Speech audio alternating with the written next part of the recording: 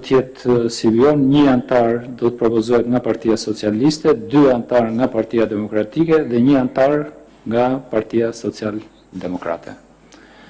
Mirë, faleminderit. Kalojmë tek pika tjetër e ditës që ka të bëjë me raportet, vlerësimin e raporteve për shqyrtim, verifikim të thelluar të disa subjekteve vetë-deklarues, policeve.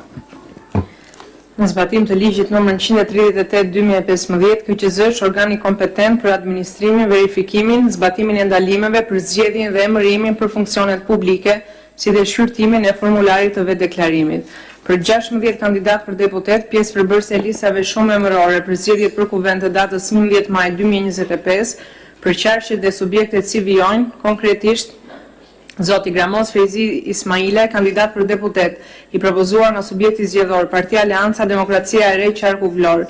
Zoti Ndriçim Asjeri Kambera, kandidat për deputet, i propozuar nga subjekti zgjedhor Partia Aleanca Kombëtare Shqiptare Qarku Vlorë. Zoti Ariel Selami Ragami, kandidat për deputet, i propozuar nga subjekti zgjedhor Koalicioni Djathtas për Zhvillim Qarku Shkodër. Zoti Desar Xhedet Mozhaqi, kandidat për deputet, i propozuar nga subjekti zgjedhor Partia Koalicioni Euro-Atlantik Qarku Elbasan. Zoti Dritan Vesel Tafhasaj, kandidat për deputet, i propozuar nga subjekti zgjedhor Partia Lëvizja Bashk Qarku Kukës. Zonja Adela Ferhat Qemali, kandidat për deputet, i propozuar nga subjekti zgjedhor Partia Mundësia Qarku Tiranë. Zoti Altin Avni Muceku, kandidat për deputet, i propozuar nga subjekti zgjedhor Partia Mundësia Qarku Tiranë.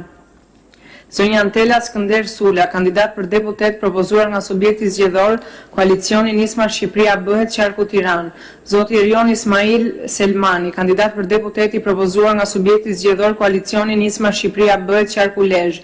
Zoti Euglen Mario Gjini, kandidat për deputet, propozuar nga subjekti zgjedhor Koalicioni Nisma Shqipëria Bëhet Qarku Fier.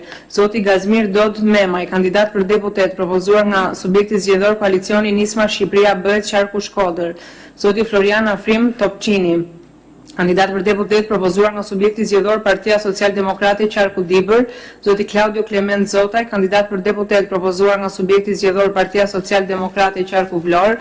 Zoti Kreshnik John Gjonaj, kandidat për deputet, propozuar nga subjekti zgjedhor Partia Social-Demokrate Qarku Lezhë.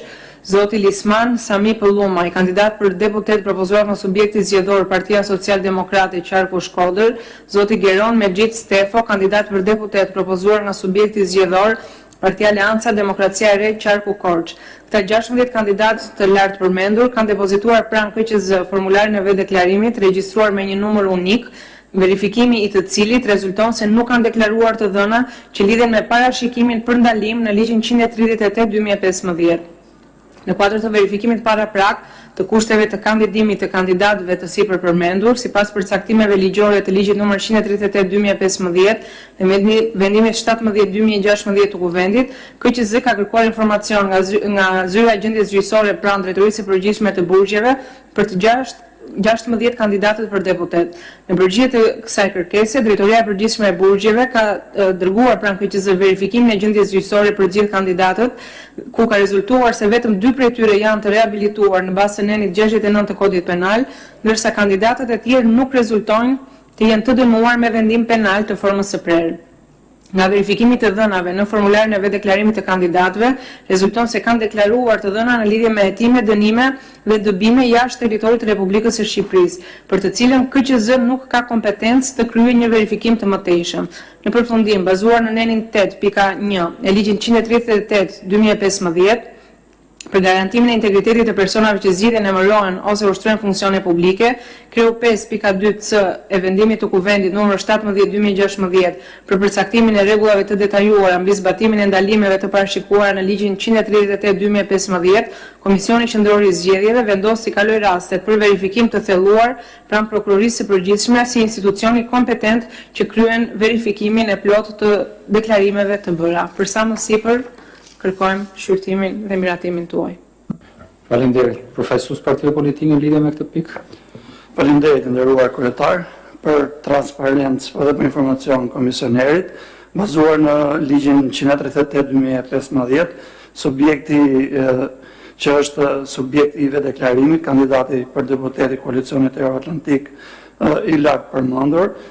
Është e vërtetë që në formularin ka deklaruar një dënim në shtetin grek, i cili është një dënim i cili nuk është ekzekutuar sepse është pezulluar ekzekutimi i tij. Bëhet fjalë për qëndrim jo të rregullt në territorin e shtetit grek, duke marrë parasysh faktin që ky dënim është i vitit 2010, 1 mars 2010, pak muaj para se Shqipëria të liberalizoheshin viza në 15 dhjetor të 2010-s dhe duke ditur mënyrën e lëvizjes dhe njerëzve të shumë që mashtroheshin dhe gënjeheshin nga njerëz të ndryshëm për kalim në shtetet e huaja, edhe subjekti që kandidon për ne ka qenë pre e kësaj gjëje, por që në respektim të ligjit ai për të qenë korrekt e ka deklaruar nuk është në kushtet e ndalimit në gjykimin tonë, ndaj edhe ne japim miratimin tonë komisionerit për të vazhduar me hetimet të thelluara për sa i përket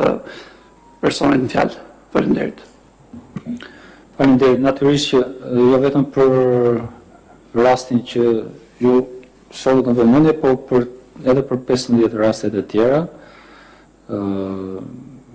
Dërgimi pranë zyrës prokurorit përgjithshëm i këtyre raste për një verifikim të thelluar, jo domosdoshmërisht presupozon që